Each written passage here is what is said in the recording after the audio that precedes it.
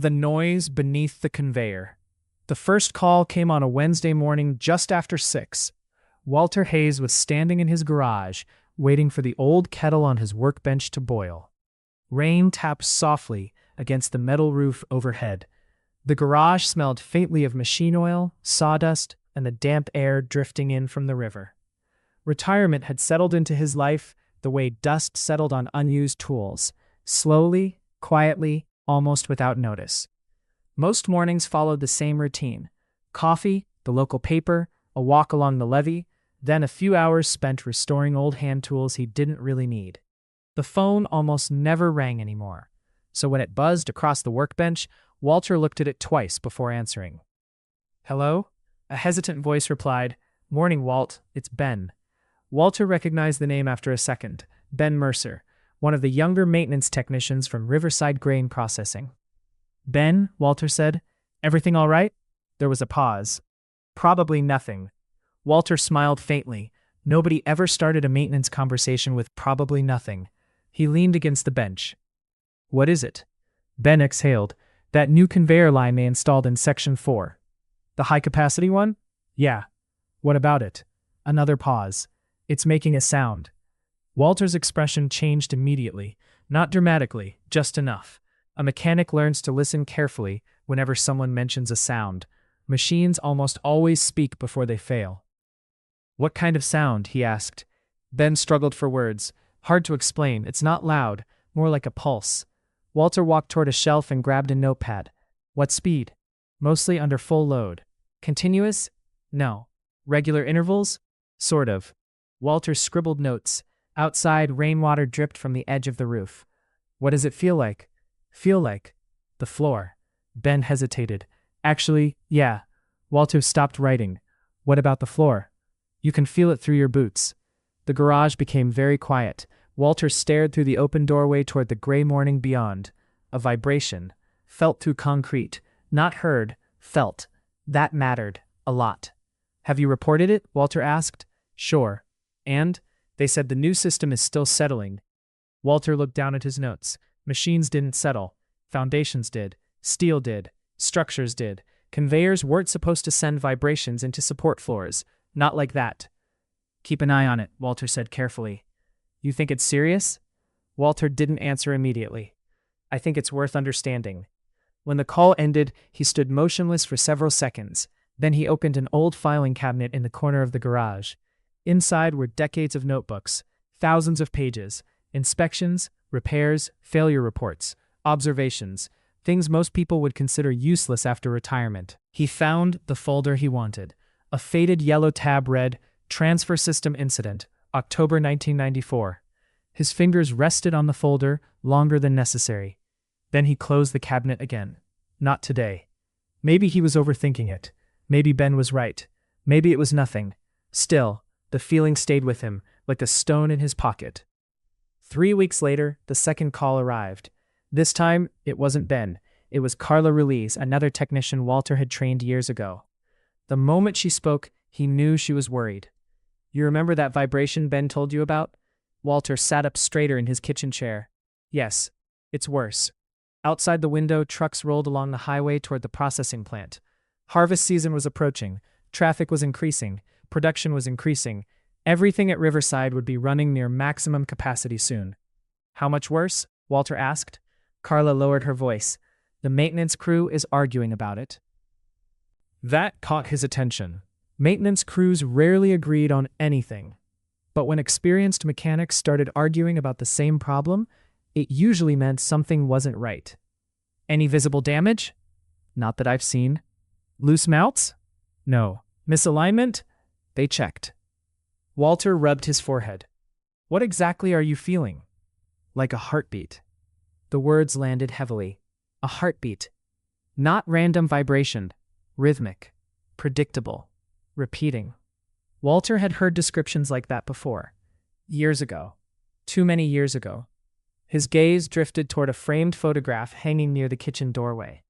The image showed 4 younger men standing beside industrial machinery, covered in dust, smiling. One of them was Walter. Another was his closest friend, Ray Collins. Ray had died during a structural collapse at a different facility 32 years earlier. Walter still remembered the vibration reports, the ignored inspections, the assumptions, the delays, the belief that someone else would handle it. He remembered all of it, more than he wanted to. After ending the call, he sat silently for several minutes. Then he opened his laptop. He began writing an email. Not emotional, not dramatic, just facts, professional observations, possible causes, suggested inspections. Nothing more. He sent it to plant management. A few hours later, he received a polite response. Thank you for your concern. The engineering team is aware of the situation. Current assessments indicate no immediate safety issues. We appreciate your years of service. Walter read the message twice, then closed the laptop. The wording bothered him. Not because it was rude, because it was distant. The kind of response written by someone trying to end a conversation. The weeks passed. Summer heat settled over the river valley. The processing plant operated day and night. Grain trucks arrived continuously. Dust clouds drifted above the silos. Walter tried focusing on other things. He repaired a neighbor's lawnmower, finished restoring an antique vise, even took a fishing trip he had postponed for months. Yet every few days another message arrived, another observation, another concern. Nothing catastrophic, nothing obvious, just small pieces that kept fitting together, and the picture they formed made him increasingly uneasy. One evening, just after sunset, Walter drove to a public road overlooking part of the facility. The plant stretched across the riverfront like a steel city. Conveyors crossed overhead. Storage towers rose against the fading sky. Lights glowed from maintenance buildings. For 42 years, this place had shaped his life. He knew its sounds, its rhythms, its habits. He sat inside his truck with the window lowered, listening.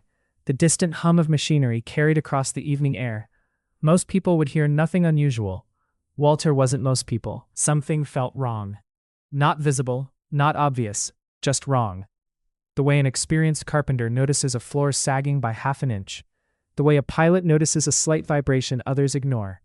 Experience sometimes worked like instinct. Except it wasn't instinct at all. It was memory. Thousands of observations stacked together over decades. The sun disappeared behind the horizon. The plant lights brightened. And a feeling Walter had spent years trying to forget slowly returned. The feeling that comes when a machine is warning you, when a structure is warning you, when time is running shorter than people realize. As darkness settled across the river, his phone vibrated. A text message, from Ben. Only one sentence. Walt, I think it's spreading. Walter stared at the screen. Then another message arrived. A photograph, blurry, taken quickly, concrete near one of the support columns. At first glance it looked ordinary, then Walter zoomed in. A thin line crossed the surface, barely visible, hairline, fresh. His stomach tightened. For a long moment he simply sat there, watching the illuminated plant in the distance. The machinery continued operating. The conveyors continued moving. Everything appeared normal.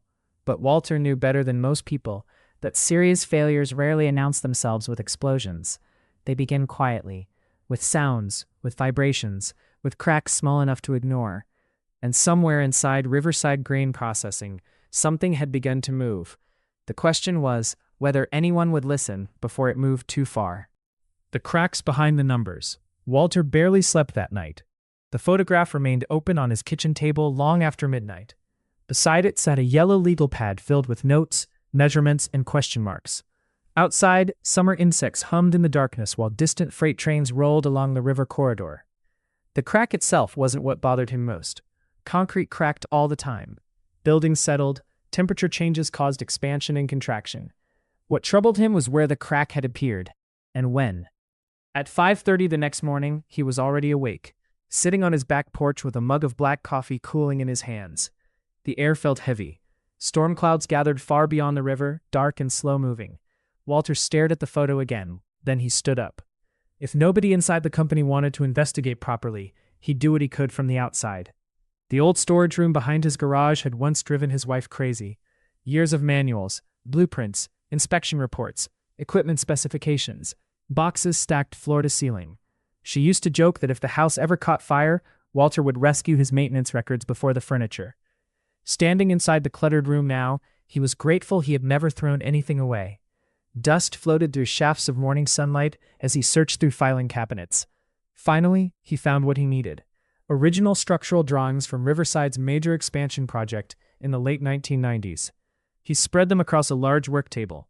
The paper had yellowed with age, edges curled slightly, but the information remained clear: support locations, load calculations, reinforcement schedules, material specifications, everything.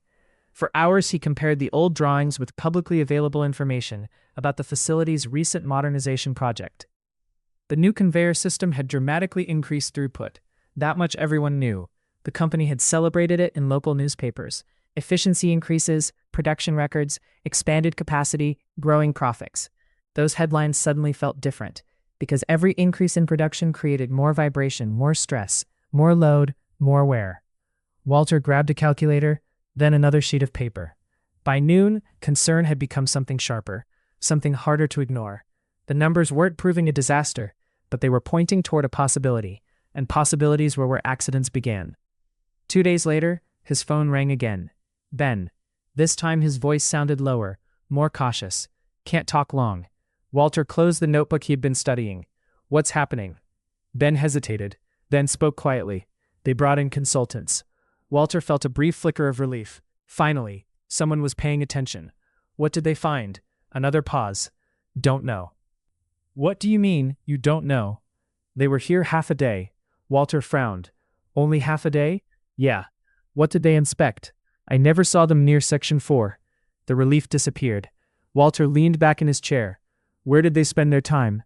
The conference room. For several seconds, neither man spoke. Sometimes silence said more than words.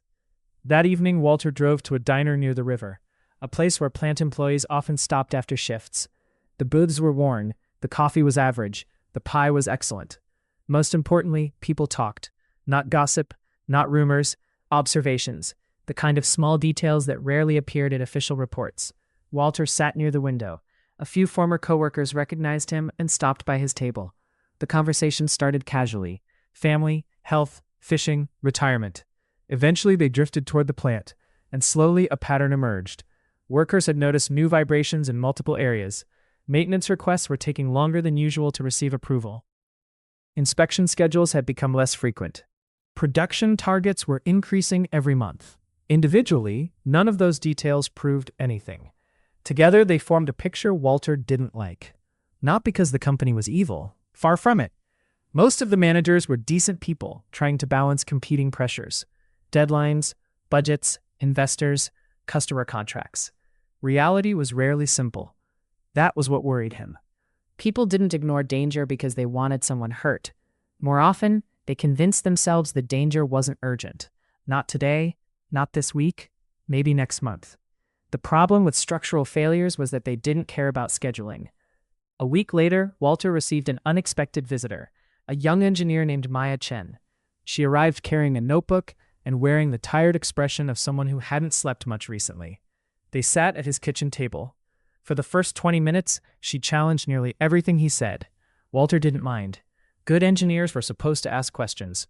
You're making assumptions from incomplete data, she said. I know. You haven't inspected the structure yourself. I know. You don't have access to current load measurements. I know. Maya studied him carefully. Then why are you so certain something's wrong? Walter looked toward the window. For a moment, he struggled to find the right answer. Finally, he spoke. I'm not certain. The engineer blinked. Walter continued. I'm certain something deserves a closer look. The distinction hung in the room. Maya remained silent. Walter reached into a drawer, then placed a faded photograph on the table. The same photograph he had looked at countless times. 4 younger men. One of them Ray Collins. Maya examined it. Who's that? Walter pointed. Ray. What happened? For several seconds he didn't answer. The memory still felt heavier than he liked. Everyone thought the warning signs could wait. Maya looked down at the photograph again. The room became quiet. Not uncomfortable. Just honest. When she finally left, she took copies of Walter's calculations with her. For the first time in months, someone inside the company was actually listening. 3 days later, Maya called. Walter immediately knew something had changed. Her voice carried urgency. I found something. His grip tightened on the phone. What? There were previous reports. Walter sat upright. What kind of reports? Vibration reports. A knot formed in his stomach. How many? Several. The answer landed harder than he expected. Walter stared across the room. Who saw them? Management. And?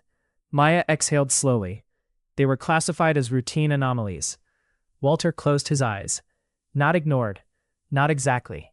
Worse. Explained away. Filed. Reduced. Made smaller on paper than they were in reality. The most dangerous problems often disappeared that way. One spreadsheet at a time. One meeting at a time. Not through malice. Through optimism. Through pressure. Through the belief that tomorrow would provide more answers. Tomorrow always felt safer than today. Until suddenly it wasn't. That night, a thunderstorm rolled across the river valley. Rain hammered rooftops. Wind rattled windows. Lightning flashed beyond the grain silos. Walter sat at his kitchen table reviewing notes when his phone buzzed. A message from Maya. Attached was a photograph. He opened it. For several seconds he simply stared. The image showed the same support column from Ben's earlier photograph. But the crack wasn't hairline anymore. It had widened. Not dramatically. Not enough to alarm an untrained eye. Yet Walter understood what he was seeing. Growth, movement, progression. The one thing cracks were never supposed to do. His heart sank. A photograph, blurry, taken quickly, concrete near one of the support columns. At first glance it looked ordinary, then Walter zoomed in. A thin line crossed the surface, barely visible, hairline, fresh. His stomach tightened. For a long moment he simply sat there, watching the illuminated plant in the distance. The machinery continued operating. The conveyors continued moving. Everything appeared normal. But Walter knew better than most people that serious failures rarely announce themselves with explosions. They begin quietly, with sounds, with vibrations, with cracks small enough to ignore. And somewhere inside Riverside Grain Processing, something had begun to move. The question was whether anyone would listen before it moved too far. What remained standing? The storm arrived on a Thursday night. By sunset, the river had disappeared beneath sheets of rain. Wind pushed against buildings hard enough to make windows tremble. Across the valley, warning lights blinked atop the grain silos, like distant red stars fighting through the weather. Walter Hayes sat alone in his truck at the Overlook Road above Riverside Grain Processing. The windshield wipers moved back and forth in a steady rhythm. Rain, pause, rain, pause. The plant glowed through the darkness below. Conveyors still running. Loading stations still active. Production continuing despite the weather. For weeks, he had watched concern slowly turn into urgency. Now urgency had become something else, a deadline, and he could feel it. Not because of instinct, not because of fear, because every report, every photograph, every vibration measurement pointed in the same direction. The structure was under stress, more stress than it was designed to carry. His phone buzzed, a message from Maya. Support column C17 shifted another 3 millimeters. Walter stared at the screen. 3 millimeters. To most people, it sounded insignificant. To engineers and maintenance workers, it was the difference between monitoring a problem and racing against one. He immediately called her. She answered on the second ring. "We just measured it again," she said. The tension in her voice needed no explanation. "Who knows?" Walter asked. "Operations." And a long pause followed. "They don't want to shut the line down." Walter looked through the rain at the facility below. Thousands of tons of grain moved through that plant every day. Stopping production wasn't a simple decision. Contracts depended on it. Workers depended on it. Entire supply chains depended on it. But steel and concrete didn't care about contracts. Structures only cared about physics. "What are you going to do?" Maya asked quietly. Walter didn't answer immediately. At 71 years old, he had spent most of his life believing problems should be solved from inside the system. Talk to the right people, present the facts, give management a chance to respond. But there came a point when responsibility outweighed loyalty.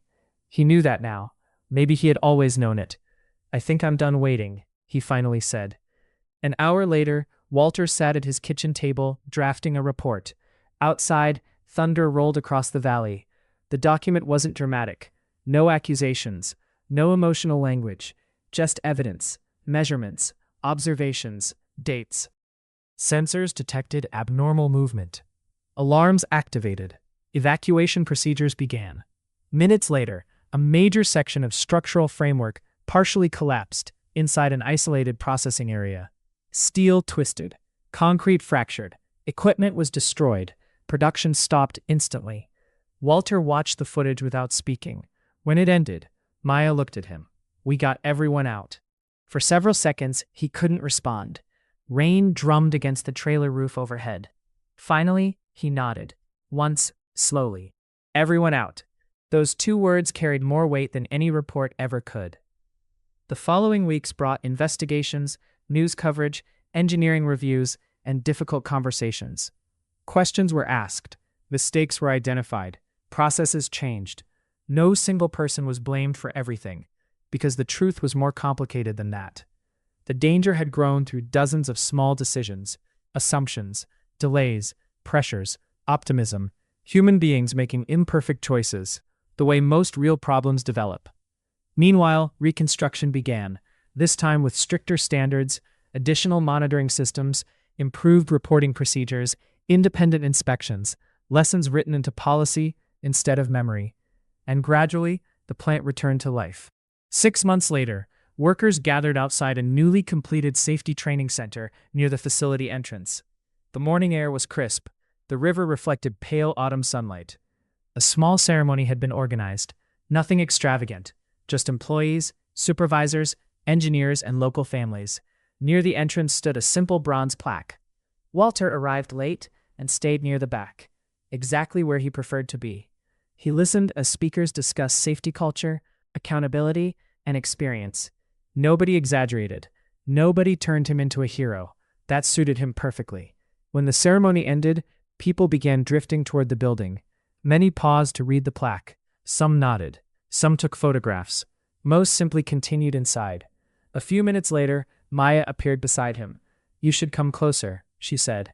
Walter smiled faintly. "I'm fine here." She looked at him for a moment. "Do you know how many people are working today because you refuse to quit?" Walter watched workers crossing the parking lot toward the facility, lunchboxes in hand, hard hats under their arms, beginning another ordinary shift. The sight brought an unexpected warmth to his chest. Not pride, something quieter. Peace. Finally he answered, "I wasn't trying to be right." Maya nodded. She understood. The silence between them felt comfortable, the kind earned over difficult months. After a while, Walter turned toward his truck. The plant stood behind him, stronger than before. Not perfect. Nothing ever was. But safer, smarter, more willing to listen. Sunlight broke through the clouds and reflected across the steel structures beside the river. The machines had started again. Workers had returned. Life had moved forward. And for the first time since losing Ray all those years ago, Walter realized something important. Some warnings cannot prevent every loss. But sometimes, if someone is willing to keep speaking when nobody wants to hear it, they can change what happens next. He climbed into the truck, started the engine, and drove away carrying less weight than he had in decades. Behind him, Riverside Grain Processing continued its work beneath the morning sky. This time, listening a little more carefully than before. Chapter 4. The Things We Leave Behind. Nearly a year had passed since the collapse. Winter had come and gone. Spring rains had filled the riverbanks. Summer heat had returned to the valley. Life, as it always did, kept moving. The newspapers stopped writing about Riverside Grain Processing months earlier. The television crews disappeared. The investigators finished their reports. The lawsuits were settled. The headlines moved on to newer stories. But inside the plant, certain changes remained. Some changes were easy to see. New monitoring systems lined the conveyor structures. Digital sensors tracked vibration patterns around the clock. Inspection schedules had doubled. Maintenance requests received immediate review. Every unusual sound, every unexpected movement, every unexplained reading was documented and investigated. Other changes were harder to notice, yet they mattered far more. People had started listening differently. Workers asked more questions. Supervisors encouraged concerns instead of dismissing them. Young technicians spoke up sooner. Experienced workers shared knowledge more freely. The culture itself had shifted. And culture, Walter knew, was what ultimately determined whether lessons survived. Rules could be forgotten. Procedures could be ignored. but culture had a way of outlasting both. On a warm Thursday morning, Walter sat on the porch of his small house overlooking the river. Retirement felt different now. For years it had felt like being slowly erased, as though each passing month pushed him further from the work that had defined his life. The feeling had surprised him after retirement. Nobody warned people about that part. They talked about freedom, travel, relaxation, fishing trips. Nobody talked about becoming invisible, about walking past a place where you spent 4 decades and realizing nobody inside knew your name anymore. Yet over the past year, something had changed.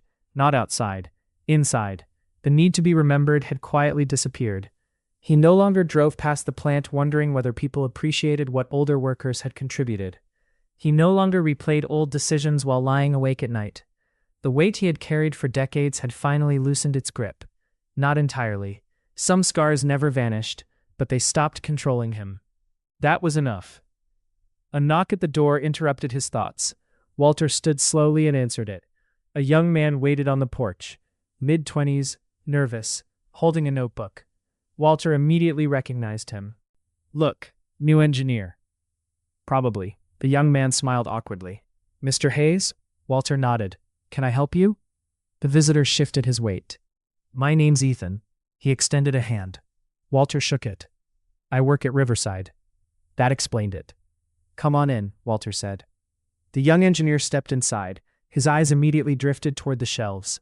Books, manuals, technical binders, blueprints, decades of accumulated knowledge. Walter had forgotten how unusual the collection looked to other people. Ethan laughed softly. "I've heard stories about this room. Hopefully not too many."